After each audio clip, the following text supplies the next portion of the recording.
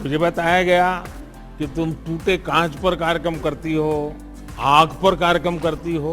जी ये सर। सुनकर के ही डर लगता है, तुम्हें क्या लगता है? नमस्कार, मैं हूं आपके साथ रोहित। पीएम नरेंद्र मोदी ने परंपरा के तहत गणतंत्र दिवस से पहले राष्ट्रीय बाल पुरस्कार के विजेताओं से वर्चुअली मुलाकात की और उनसे कनेक्ट होते हुए कई सवाल पूछे। इस वर्चुअली बैठक में बहादुर बच्चों के साथ उनके माता पिता भी मौजूद थे और जिस जिले के बच्चे थे उनके डीएम भी वहां पर मौजूद थे। जानकारी देते चलें कि सरकार ने इस साल कुल 29 बच्चों को राष्ट्रीय बाल पुरस्कार 2022 के लिए चुना है। इस साल विजेताओं को ब्लॉकचेन टेक्नोलॉजी का इस्तेमाल कर डिजिटल सर्टिफिकेट दिए जाएंगे। हर साल प्रधानमंत्री यह पुरस्कार पाने वाले बच्चों से नई दिल्ली में मिलते हैं, लेकिन आप जानते हैं कि कोविड-19 के चलते इस बार ऐसा नहीं हो सका। जब पीएम बच्चों से बात कर रहे थे, उसी कड़ी में कर्नाटक की रमोना परेरा से उनकी बात हुई। बता दें कि रमोना डांसर हैं और उनका इस दुनिया में मां के सिवा और कोई नहीं है। जब पीएम मोदी ने उनसे पूछा कि उन्हें डांस में दिलचस्पी कैसे पैदा हुई, तो रमोना ने कहा कि मां ने प्रोत्साहित किया। रमोना के पिता इस दुनिया में नहीं हैं। पीएम मोदी ने रमोना के मां को सलाम करते हुए सवाल किया कि तुम टूटे कांच पर कार्यक्रम करती हो, आग पर कार्यक्रम करती हो। ये बात सुनकर ही डर लगता है, लेकिन आप ये सब कैसे कर लेती हो? इस सवाल पर रमोना ने बड़ी आसानी से अपनी बात रखी और कहा कि पहले मां ने कर्तव्य किया, फिर मैंने सीखा और कर दिखाया। और भी बहुत कुछ कहा है इस साहसी बच्ची ने। आप भी सुनिए पीएम मोदी से रमोना ने क्या कुछ कहा। नमस्कार माननीय प्रधानमंत्री जी। नमस्ते। नमस्कार सर। आज नेशनल गर्ल चाइल्ड डे है। सबसे पहले मैं आपको और देश भर की बेटियों को बहुत बहुत बधाई देता हूं। रेमोना थैंक यू जी, सर। आपने जी सर। 3 वर्ष की आयु से नृत्य जी। के क्षेत्र में अपनी प्रैक्टिस शुरू की। जी। आपने खुद को लगातार कैसे प्रेरित किया? क्या घर के लोग सुबह उठा उठा करके करवाते थे कि खुद के मन में कुछ इच्छा होती थी? जी सर, एक्चुअली मेरे मम्मा बहुत इंटरेस्टेड थे डांस में। मेरे को कुछ नॉलेज नहीं था डांस के बारे में, तो उन्होंने मेरे को सिखाया था और उनको इंडियन कल्चर बहुत पसंद है, तो उन्होंने मेरे को थोड़ा थोड़ा थिंग्स सिखाया था जो इंडियन क्लासिकल आर्ट से जुड़ा हुआ है। तो इसलिए सब वहाँ से मेरे को भी इंटरेस्ट आया कि मुझे भी सीखना है इंडियन कल्चर के बारे में, और इंडियन कल्चर में कितना रंग और उसका रिचनेस जो है वो मैं all over the world spread करना चाहती हूँ सर। अच्छा, ये सीखने में काफी कठिनाई आई होगी, कई बड़ी मुश्किलें आई होगी, तो परिवार का सहयोग के बिना तो हो नहीं सकता है। जी। तो कैसी कैसी कठिनाई आई है, कुछ बता सकती हो आप? कैसे रास्ते निकाले? जी सर, तो फर्स्ट ऑफ ऑल मेरे पास पिताजी नहीं है, वो एक्सपायर कर गए हैं, तो उसके वजह से मम्मा को बहुत कठिनाई है। और प्लस हम लोग 2 बच्चे हैं, मैं और मेरे भैया, तो इन एजुकेशन फील्ड बहुत मुश्किल था। और बट फिर भी मम्मा ने कुछ ये बिना सोच के उन्होंने बहुत हार्ड वर्क करके उन्होंने मेरे को एक डांस क्लास में डाला और एजुकेशन दिया।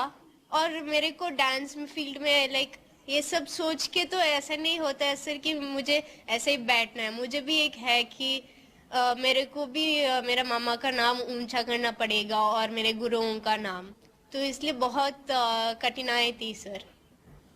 देखिए, मैं पहले तो आपकी माताजी को प्रणाम करता हूँ।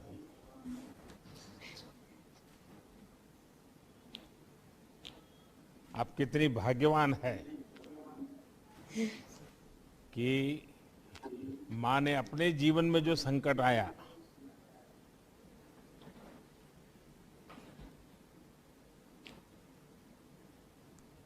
उस संकट के बीच भी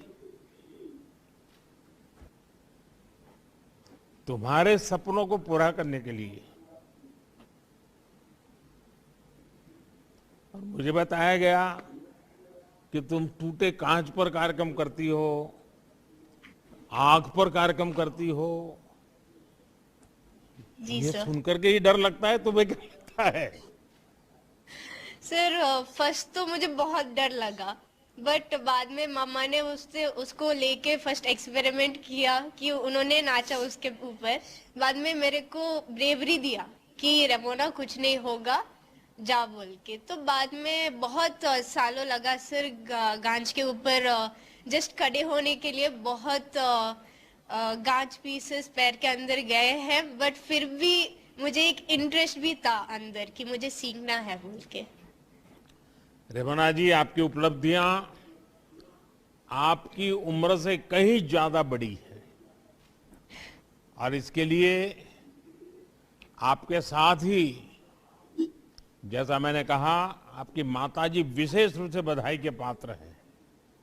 जी सर। पिछले कुछ वर्षों में ये हमारा प्रयास रहा है कि हमारे देश से, हमारा जो देश का सॉफ्ट पावर है, उसकी अपनी एक अहमियत है और उसकी जितनी शक्ति मिलेगी, देश की शक्ति को प्रकट करने का एक रास्ता खोल देती है।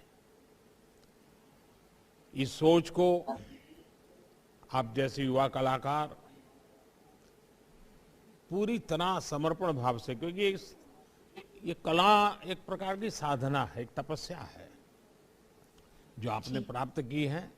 मेरी तरफ से आपको बहुत बहुत बधाई, आपके परिवारजनों को बहुत बहुत शुभकामनाएं। तो अब आप समझ सकते हैं कि कैसे कैसे बहादुर बच्चे हैं जिनका सम्मान हुआ।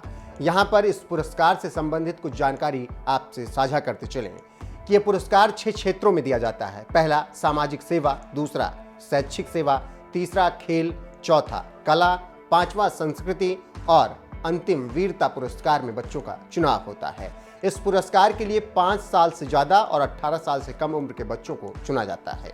पुरस्कार पाने वाले बच्चों को प्रमाण पत्र के साथ ही साथ सरकार एक पदक, 1 लाख रुपए का नगद पुरस्कार देती है। ये पुरस्कार राष्ट्रपति द्वारा राष्ट्रपति भवन में एक समारोह में प्रदान किए जाते हैं। लेकिन इस बार ये प्रोग्राम दिल्ली में ना होकर बहादुर बच्चों के जिला केंद्र से वर्चुअली हुआ है। प्रधानमंत्री हर साल इन पुरस्कार विजेताओं के साथ बातचीत भी करते हैं।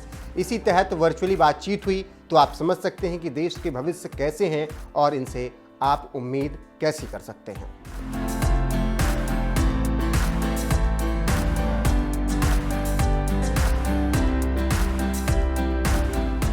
मुझे बताया गया कि तुम टूटे कांच पर कार्यक्रम करती हो, आग पर कार्यक्रम करती हो। जी ये सर। सुनकर के ही डर लगता है, तुम्हें क्या लगता है?